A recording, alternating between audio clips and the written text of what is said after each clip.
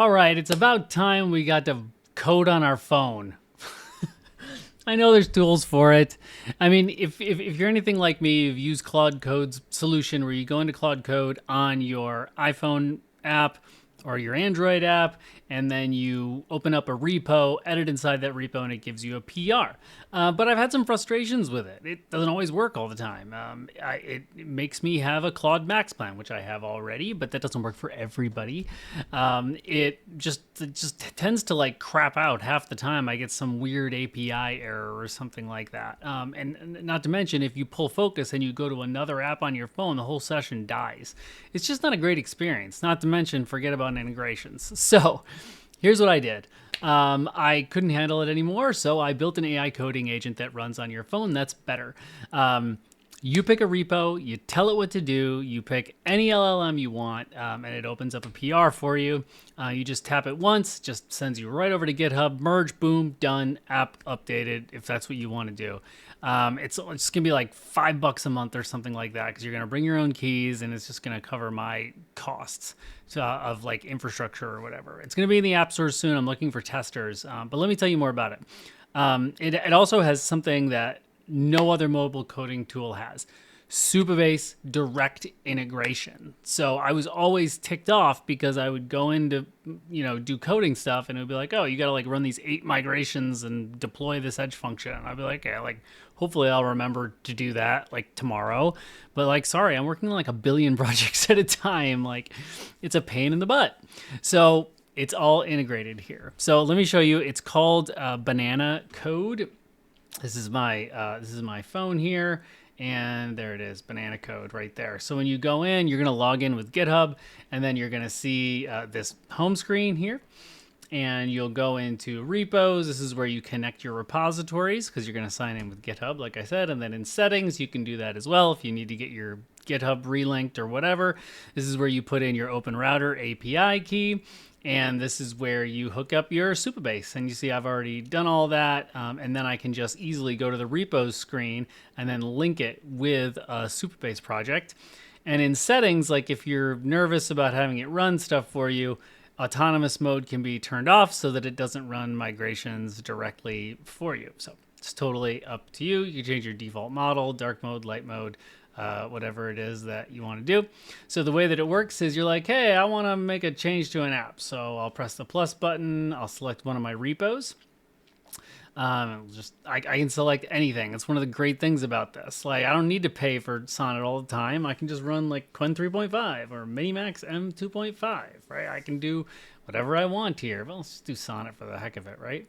The icons in the toolbar are too small, okay?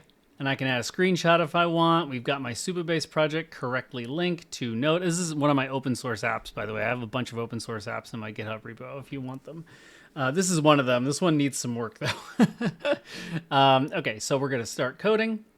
And what it's gonna do is it's gonna clone that repo into the backend. The backend is built on Rust. Front end is built in React Native, and you can see it's just going to go to work. It's all good. I can go to other stuff on my phone, and I go back to bananacode. It's still going to be working. It's all good. These sessions are persistent. They're always working, so you're not going to lose work if you move on your phone, which can be super annoying. And we're just going to have this chat-like experience, and it's going through and looking at it, reading files, using tools. It's showing some thinking, but not too much. It's definitely like a vibe coding deal with total streaming chat.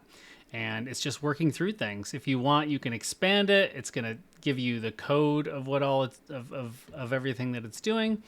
And just moving on here, it's really awesome. You can add files here if you want to.